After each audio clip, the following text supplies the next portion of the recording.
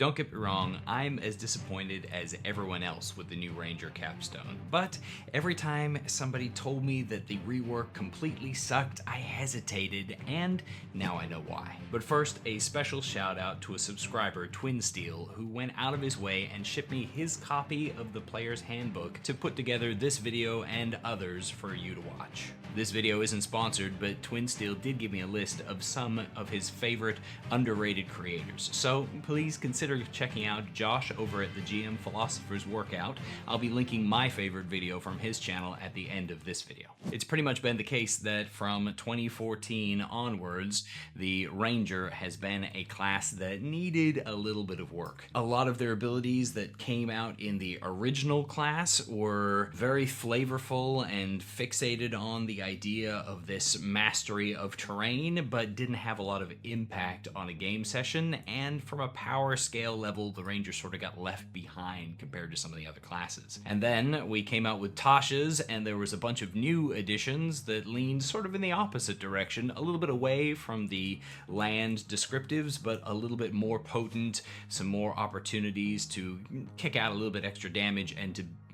try to find their own niche. And then in 2024, we went into this weird middle ground between the two where we lost all of the cool flavor of the fantasy that people are trying to create with the Ranger and gained very few of the awesome features from Tasha's, comparatively speaking. Now, what we ended up with was this sort of weird amalgamation of all of the different rule sets that wasn't at all what people seemed to be looking for when they're trying to encapsulate the Ranger, but that is partially because the Ranger is such a hard fantasy to capture. Because when we're talking about the Ranger, we're talking about the Aragorns of the world, these warriors that survive on their wits as much as their strength at arms and that know lots of little bits of information. They're kind of like the bard of fighters in a way, in that they're the jack of all trades, master of none, and yet they are always in their element out in wilderness, and they're the guides and the outlanders. They're the protectors of the natural world. They're this weird mishmash of everything, and it makes it pretty elusive to try and pull their stuff together. But one of the biggest complaints about the Ranger is just that they don't really have that identity captured in their class. And now that we've stripped out the flavor stuff off of 2014 and we're jumping into like purely mechanical benefits that boost the Ranger up to make them at least a viable class in terms of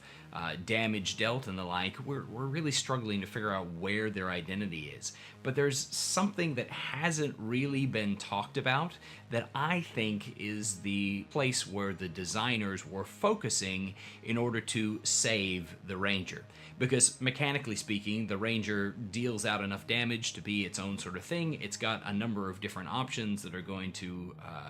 give it a place in the world, and I'll highlight some of that later. But the big thing that I think the designers were focused on was the Ranger's spells. Though we haven't talked about them a lot, at least I haven't seen a lot of conversation about it, there have been a lot of small minor tweaks to the Ranger's spell list and the spells that are on that list that are going to make a big difference in making the Ranger a more interesting character. One of the things that people were kind of excited about that didn't make it into the 2024 Paladin was the idea of bow smiting. The idea of being able to have a range character that dished out smite stuff. I know that I had at least one player at my table that was pretty excited about that. And Rangers now have bow smites. Previously, Rangers had a number of different spells that fit the smite sort of theme, like Lightning Arrow and Hail of Thorns. But the issue with those was how they were implemented. Much like the Paladin's smites that required you to use a bonus action beforehand and hold concentration on the spell, and then hope that you landed the hit,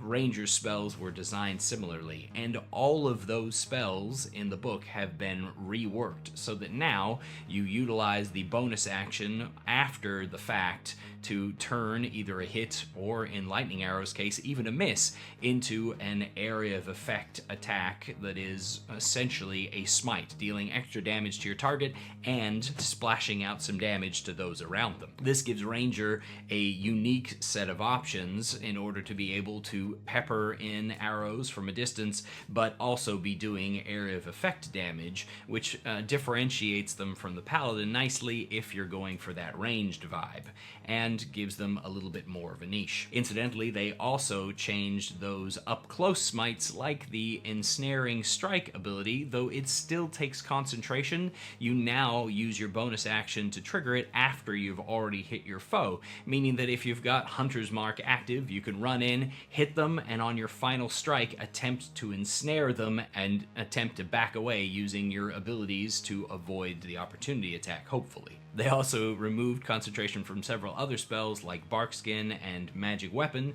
so that you can be able to cast these in combat without jeopardizing your Hunter's Mark, and they adjusted the casting time of several of your spells like the Barkskin or Jump spells in order to give the Ranger a bag of tricks that they can utilize inside of combat situations to be able to change how they interact with the battle. In addition to this focus on spells, another thing that sort of helps save the Ranger is how the new feats are set up. Because in 2014, Feats sometimes gave attribute bonuses and sometimes didn't, there were plenty of times where it was the optimal choice to take an ability score improvement and just bump it up, and other times when you wanted to pick up a specific feat because the ability was so powerful. Now, all general feats add to your attributes, making it far less likely that people are going to pick those ASIs except at the optimal points for stat purposes, and they made fighting styles into feats, but these feats,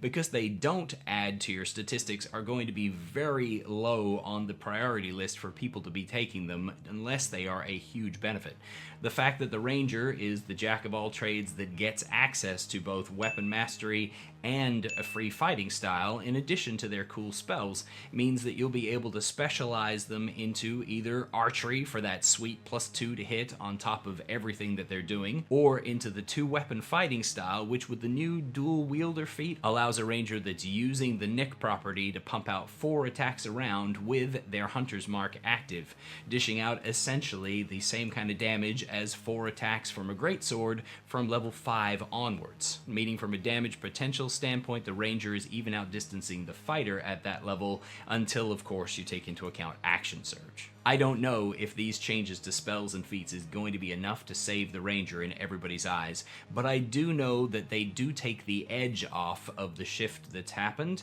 and if you take a look at that spell list, you might be a little bit happier with running that Tireless Warrior of the Wilds at your table. You've reached the end. Don't forget to check out the GM Philosopher over at his channel and this video, which was my personal favorite. I especially liked tip number 3. Thanks for watching, and happy adventuring.